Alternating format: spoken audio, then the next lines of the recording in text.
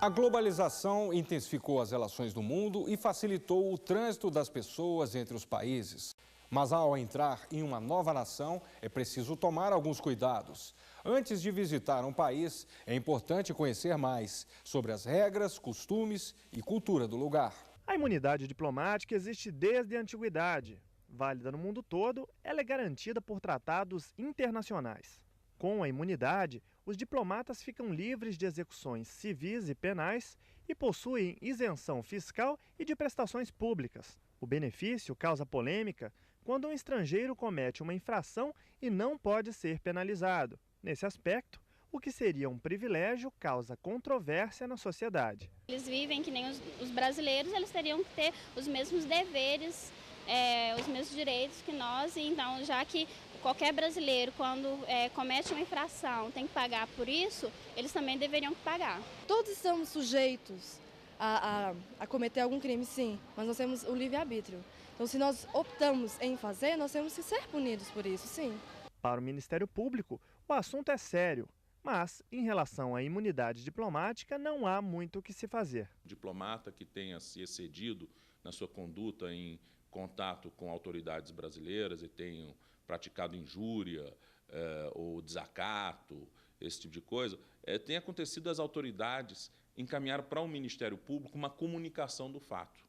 Mas nessa hipótese a gente não faz nada, a gente não pode oferecer denúncia. O que nós fazemos é simplesmente comunicamos o mesmo fato ao Ministério das Relações Exteriores e à respectiva representação diplomática para as providências que eles entenderem cabíveis. Todos os anos, milhares de estrangeiros vêm ao Brasil para turismo, negócios, estudos ou trabalho.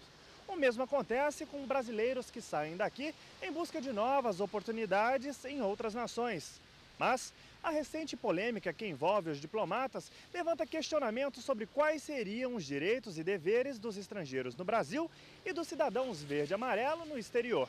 Este especialista em direito internacional explica que quando os estrangeiros não possuem a imunidade diplomática, a situação é diferente. Ele aponta que existem leis específicas que dispõem sobre a entrada, permanência, deveres e direitos desses visitantes. O estrangeiro que não dispõe das imunidades diplomáticas, ele deve se comportar estritamente segundo as legislações locais, né? Ele tem todos os direitos que são garantidos aos nacionais, esses direitos garantidos pela Constituição, exceto aqueles direitos especialíssimos de ocupação dos altos cargos da República e algumas outras poucas restrições, mas no mais os direitos dos estrangeiros são os mesmos dos nacionais e as obrigações igualmente. O brasileiro no exterior também está sujeito às regras de cada país. Em uma de suas primeiras viagens, Eufrásio passou por maus momentos. Foi preso por tirar fotos da fachada de um prédio oficial em Paris. Ele conta que o episódio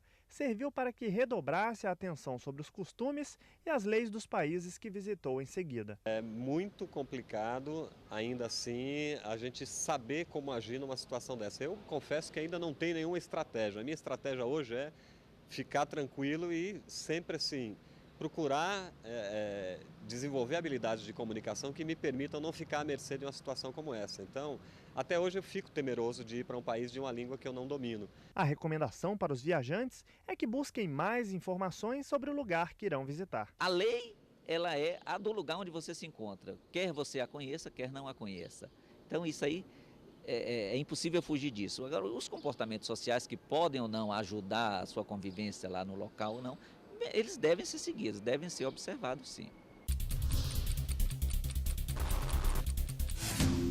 O Procurador-Geral da República, Antônio Fernando Souza, entrou com uma ação direta de inconstitucionalidade no Supremo Tribunal Federal para questionar uma lei de Goiás que concede privilégios em concurso para titular em cartório extrajudicial. De acordo com Antônio Fernando, a lei em questão viola o princípio da isonomia ao dar tratamento diferenciado aos candidatos concorrentes à vaga, já que considera como títulos, atividades e atos relacionados à área notarial ou de registro. O procurador pediu ao Supremo que conceda medida cautelar para suspender os incisos do artigo que tratam dos títulos até a decisão definitiva, já que o concurso está em andamento.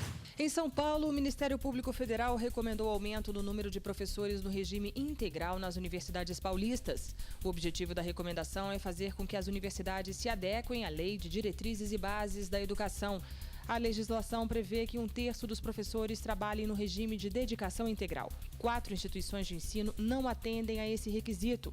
O Ministério Público estabeleceu um prazo de 45 dias para que essas universidades enviem uma relação completa dos professores contratados para verificar o cumprimento da legislação. O Procurador-Geral da República, Antônio Fernando Souza, enviou ao Supremo Tribunal Federal parecer favorável a uma ação direta de inconstitucionalidade proposta pelo governador de São Paulo, José Serra. A ação questiona uma lei estadual que obriga as operadoras de telefonia a criar um cadastro das linhas telefônicas de assinantes interessados no sistema de venda por telemarketing.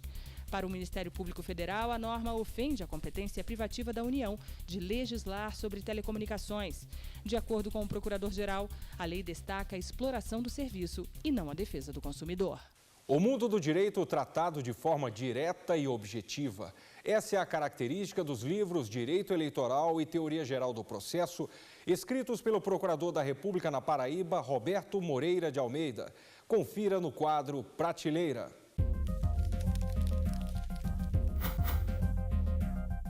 O lançamento dos livros foi realizado na sede da Justiça Federal em João Pessoa.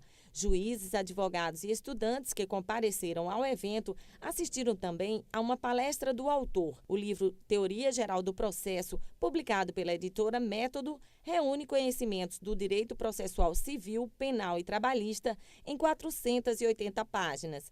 A obra inclui as recentes alterações da legislação processual. Nós verificamos uma grande dificuldade, uma lacuna dos advogados, dos profissionais do direito, em conhecer a base do direito processual.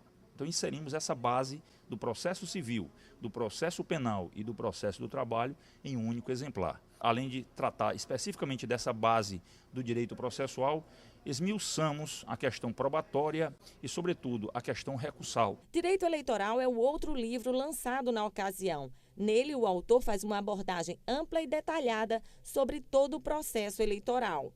Um dos capítulos do livro é voltado para os gestores públicos. Esclarece de modo objetivo os limites impostos pela lei eleitoral. Descreve, por exemplo, condutas ilegais que podem resultar em cassação de mandato. Nós abordamos todo o processo eleitoral brasileiro, desde o alistamento até a diplomação dos eleitos, tratando também da questão relativa ao abuso do poder econômico, captação ilegal de sufrágios, as condutas vedadas dos agentes públicos e também o aspecto penal, os crimes e o processo penal eleitoral. O livro Direito Eleitoral já está com a 2ª edição encomendada e nela estarão as mais recentes decisões do TSE.